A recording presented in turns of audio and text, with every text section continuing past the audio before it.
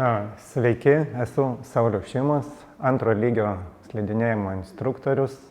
Instruktorių dirbsiu 8 sezoną ir su High Mountains jau bus antrasis sezonas, kai dirbsiu Latuil kurortą, kurį norėčiau jums ir pristatyti. Šį sezoną jūs vėl skraidins Air Baltic avialinijos Italijos oro uostą Turiną. Oro uoste jūs pasitiks kelionės vadovas. Į Latuil kurortą veš užsakytas autobusas, kelionės trukmė kažkur apie 2 valandas, į skrydžio kainą skaičiuotas registruotas bagažas, taip pat sportinis bagažas. Viešbutyje Planibel jūsų laukia labai gausus pusryčiai ir vakarienės, spa centras, kuriame galite lepintis kiekvieną vakarą, naudotis baseinu, pirčių zoną, galite užsisakyti masažą. Šeimos atvykusios su vaikais gali vaikus palikti specialiai skirtuose tokiuose dienos centruose. Slidinėjimo trasos yra praktiškai prie pat viešbučio iki keltuvo keliančio aukštai kalnus, nepilna 100 metrų.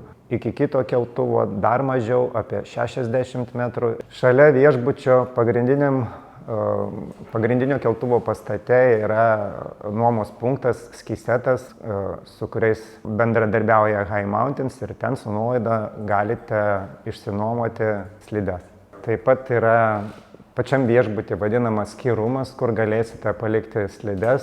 Latuil kurorte jūsų laukia apie 160 km slidinėjimo trasų.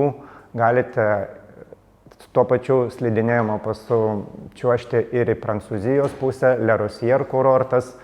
Taip pat slidinėjimo pasas suteikia galimybę 2 dienas slidinėti Courmayeur kurorte Italijoje.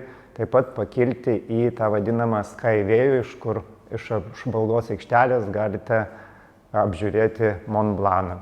Trasas pagal sudėtingumą gali pasirinkti tiek pradedantieji, tiek jau pažengę slidininkai. Ypatingai po gero snygio labai daug veiklos randa freerideriai.